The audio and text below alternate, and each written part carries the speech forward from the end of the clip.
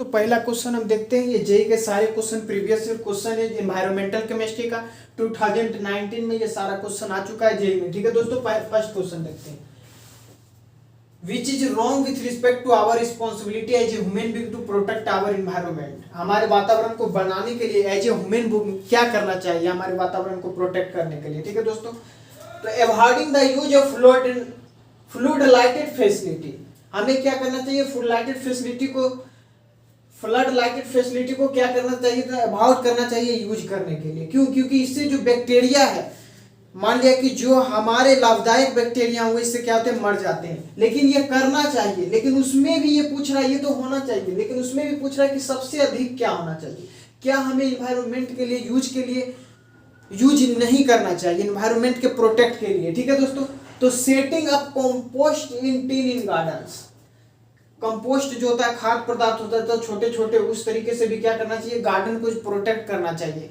मान ले कि प्लास्टिक वगैरह या कुछ भी है उसका यूज इधर उधर नहीं फेंकना चाहिए। ठीक है दोस्तों, मान लिया कि कोई चीज कंपोस्ट चीज है छोटे छोटे, उसको भी हमें गार्डन में यूं ही नहीं करना चाहिए, ये भी करना चाहिए। लेकिन हमसे पूछा क्या सबसे अधिक, तो हमको यूजिंग ऑफ प्लास्टिक बैग्स क्या करना चाहिए, प्लास्टिक बैग के यूज को हमें क्या करना चाहिए, कम करना चाहिए। ठीक है दोस्तों, तो हमारा आंसर क्या हो जाता है, सी हो जाएगा। ठीक है, सबसे अधिक। तो हम as a human being plastic के यूज को क्या कर सकते हैं, रोक सकते हैं। क्योंकि प्लास्टिक जो दोस्तों आप देखेंगे कि पृथ्वी के अंदर बहुत दिनों के बाद भी हमें वैसे ही मिलता, वो जलती ना, सड़ता है ना गलता। ठीक है दोस्तों, तो एज ए प्लास्टिक हमें क्या करना चाहिए, यूज नहीं करना चाहिए एज ए ह्यूमन बीइंग। बहुत सारे सरकार जो इस पर भी बहुत सारे रोक लगा रहे हैं प्लास्टिक के यूज पर। ठीक है दोस्तों, तो इस तरीके से हम बच सकते हैं। अब फोर्थ है restricting the use of vehicles. जो हमारी गाड़ी है, आज के जमाने में गाड़ियां जो है तेजी से बढ़ रहे हैं।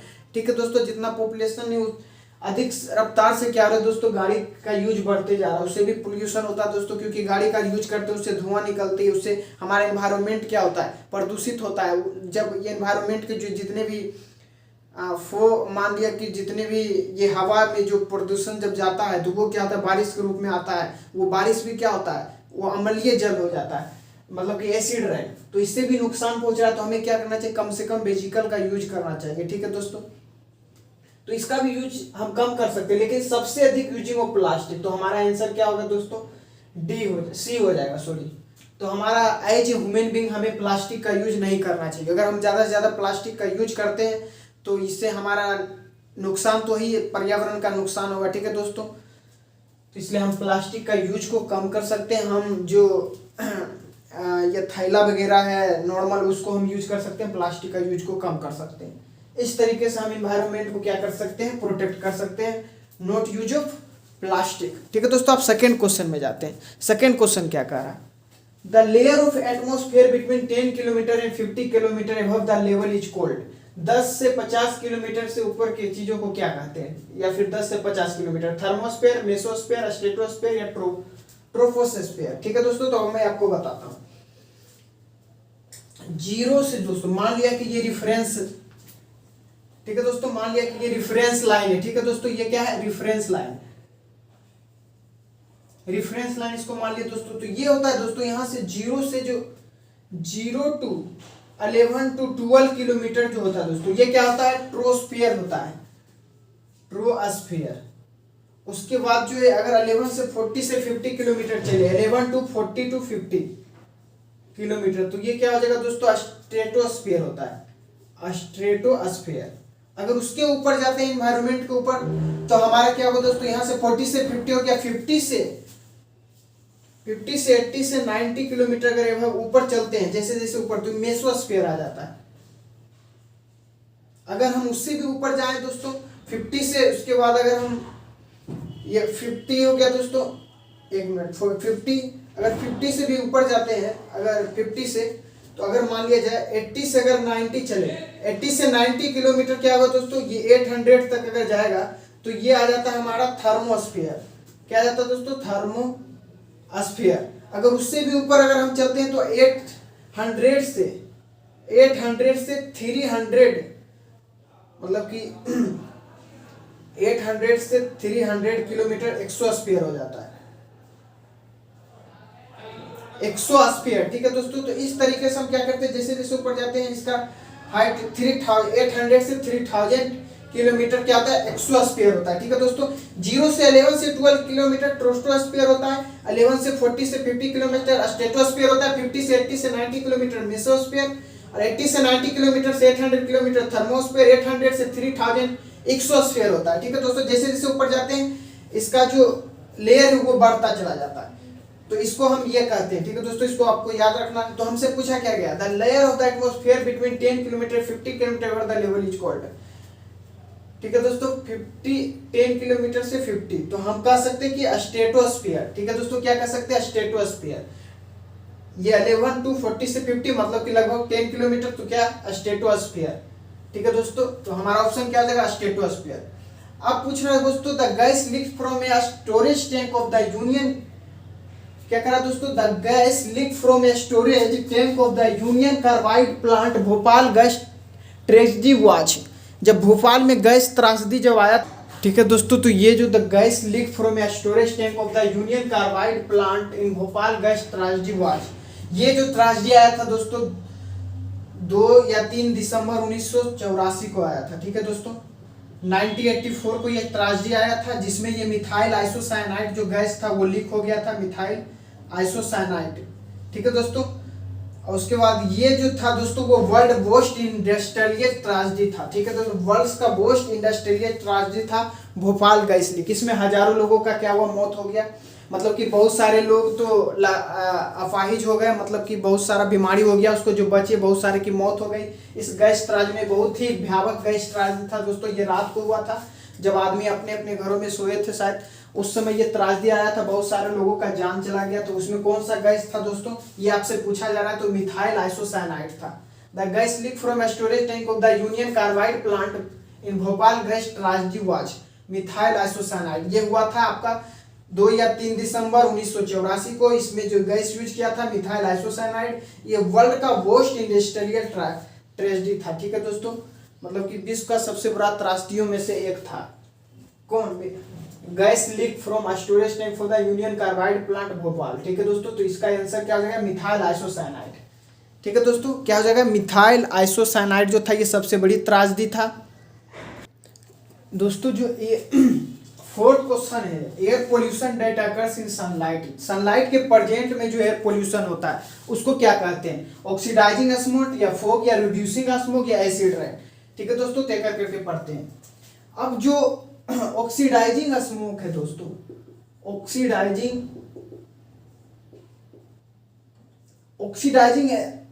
जो होता है दोस्तों, ये सनलाइट के प्रेजेंट में होता है, सनलाइट के प्रेजेंट में। ठीक है दोस्तों, या फिर इसको ये कहते हैं कि ये सनी प्लेस पर होता है, मतलब कि जहां सनलाइट हो या फिर गर्म जगह हो।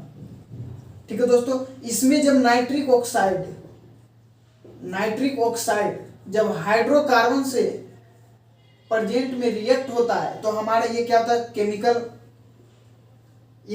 क्या होता है दोस्तों, एग्जिस्ट होता है, मतलब केमिकल का उत्पाद होता है। इसके कारण ये क्या होता है दोस्तों, ऑक्सीडाइजिंग स्मोक होता है। ठीक है दोस्तों, जैसे कि बहुत सारे कल कारखाने जो हैं उससे क्या होता है, गैस निकलते हैं, वो गैस फिर हवा में जाता है, तो उसके कारण ये ऑक्सीडाइजिंग स्मोक हो जाता है, जिसके कारण ये पोल्यूशन होता है। वो नाइट्रिक ऑक्साइड और हाइड्रोकार्बन के कारण ये होता है। ठीक है दोस्तों, इसी को हम ऑक्सीडाइजिंग स्मोक कहते हैं। ये सनलाइट के प्रेजेंट में होता है, ये सनी प्लेस पर होता है। ठीक है दोस्तों, अब फॉग क्या है दोस्तों, क्या फॉग सनलाइट से ही? ठीक है दोस्तों, एयर पोल्यूशन रेट अकर इन सनलाइट। फॉग क्या होता है, जैसे कि मान लिया कि ठंड के समय में पूरा झाग बन जाता है, कुछ चीज दिखाई नहीं देता, तो सनलाइट को जो ये क्या करता है, आने से रोकता है फॉग। ठीक है, जब पूरा धुआं हो जाता है तो क्या होता है दोस्तों, सनलाइट के प्रकाश को आने से नीचे रोकता है, उसी को फॉग कहते हैं। रिड्यूसिंग स्मोक क्या दोस्तों, ये भी आपका वही हो गया। ठीक है, रिड्यूसिंग स्मोक क्या होगा दोस्तों, रिड्यूसिंग स्मोक जो है दोस्तों, ये भी जो होता है ये SO2 होता है। ठीक है दोस्तों, SO2 के कारण क्या होता है, रिड्यूसिंग स्मोक होता है। ठीक है, जो एयर में हवा में जो पोल्यूशन के कारण हो जाता है, जैसे इंडस्ट्री में जो गैस का लीक होता है दोस्तों, वो जो प्रदूषित गैस होता है वो हवा में मिल जाता है, जिसके कारण क्या होता है, SO2 का उत्पाद हो जाता है, SO2 बन जाता है, जिसके कारण क्या होता है दोस्तों, हमारा रिड्यूसिंग स्मोक हो जाता है। ठीक है, तो ये हमारा आंसर नहीं होगा, ये भी नहीं होगा। अब एसिड रेन क्या होता है दोस्तों, एसिड रेन मैंने आपको कल भी बताया था कि एसिड रेन वो चीज होते हैं जैसे कि मान लिया जैसे कि ताजमहल है, ताजमहल का रंग धीरे धीरे गायब हो रहा है, ठीक है दोस्तों। तो ताजमहल जो है दोस्तों, ताजमहल का रंग क्यों गायब हो रहा है? क्योंकि जो वहाँ के बल्ब लग गया, जो नाइट्रिक ऑक्साइड जो है दोस्तों, उसका क्या होता है, अम्लीय वर्षा के कारण ऐसा होता है, जिसके कारण क्या हो रहा है, तो ताजमहल संगमरमर है उसका धीरे धीरे रंग क्या हो रहा है दोस्तों, गायब होते जा रहा है, मतलब डिसकलर हो रहा है, ठीक है दोस्तों। क्योंकि अलग बलग की जो इंडस्ट्री है ताजमहल के बलग में, उसका इंडस्ट्री का जो प्रदूषण है ऊपर जाता है। उसके बाद क्या होता है दोस्तों, वो जब वर्षा होती है, वर्षा कब होगी ये तो मालूम नहीं, जब वर्षा कभी भी हो जाती है, ठीक है दोस्तों। जब वर्षा होती है तो उसमें क्या होता है, वो जो गैस है उसी के साथ उसमें मिक्स हो जाता है, और उसके बाद वही वर्षा जब हमारे ताजमहल के संगमरमर पर पड़ता है तो धीरे धीरे उसका कलर क्या हो रहा है दोस्तों, गायब होते जा रहा है, कलरलेस होते जा रहा है, ठीक है दोस्तों। तो यही एसिड रेन होता है। तो हमारा ऑप्शन क्या होता है, आंसर क्या हो दोस्तों, ए हो जाएगा, क्योंकि ऑक्सीडाइजिंग स्मोक के कारण ऐसा होता है, ठीक है। ये सनलाइट के प्रेजेंट में होता है, ये सनी प्लेस में होता है, इसमें नाइट्रिक ऑक्साइड और हाइड्रोकार्बन के कारण ये क्या होता है, ऑक्सीडाइजिंग स्मोक उत्पन्न हो जाता है, ठीक है दोस्तों। तो ये एयर पोल्यूशन का मुख्य कारण है सनलाइट के प्रेजेंट में। अब चलते हैं फिफ्थ क्वेश्चन क्या कह रहा है दोस्तों, एक्सेस रिलीज ऑफ CO2। दोस्तों अब हम चलते हैं फिफ्थ क्वेश्चन क्या कह रहा है, ठीक है दोस्तों। तो फिफ्थ क्वेश्चन में हमारा क्या है दोस्तों, इसको मैं अभी पहले इरेज कर देता हूं। फिफ्थ क्वेश्चन है दोस्तों, excess release of CO2 into atmosphere in result. अगर एक्सेस रिलीज करते हैं, मतलब अधिक मात्रा में अगर कार्बन डाइऑक्साइड का यूज किया जाए, मतलब कि रिलीज किया जाए हमारे एटमॉस्फेयर में, तो उसका प्रभाव क्या होगा दोस्तों, ग्लोबल वार्मिंग होगा, या फॉर्मेशन ऑफ स्मोक होगा, पोलर वॉर्टिस, या डिफ्लेशन ऑफ ओजोन लेयर, ठीक है दोस्तों। तो अगर हम एक्सेस में CO2 को रिलीज करते हैं एटमॉस्फेयर में, तो उससे क्या होता है दोस्तों, ग्लोबल वार्मिंग होता है। क्योंकि CO2 जो है दोस्तों एक तरह से क्या है दोस्तों, ये ग्रीन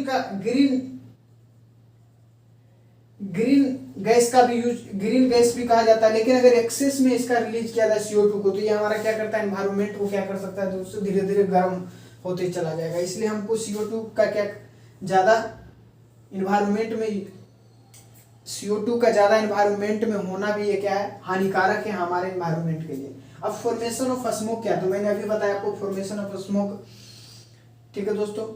क्योंकि जब मान लिया कि जैसे कि आप ठंडी के समय में देखते हैं कि झाग की तरह बन जाता है, या फिर कोई भी अगर मान लिया कि धुआं हो गया, कोई भी इंडस्ट्रियल चीज़ है, जब वो आसमान में जाता है तो फिर वह कहता है फॉग का रूप ले लेता है, पोलर वॉर्टिक्स वही हो गया, ठीक है दोस्तों। डिप्लेशन ऑफ ओजोन क्या होता है, जैसे कि जब हम ओजोन लेयर जो दोस्तों, जैसे कि मान लिया कि फ्रिज का यूज करते हैं, या फिर हम AC का यूज करते हैं, या फिर ठंडे पदार्थों का यूज करते हैं, ठीक है दोस्तों।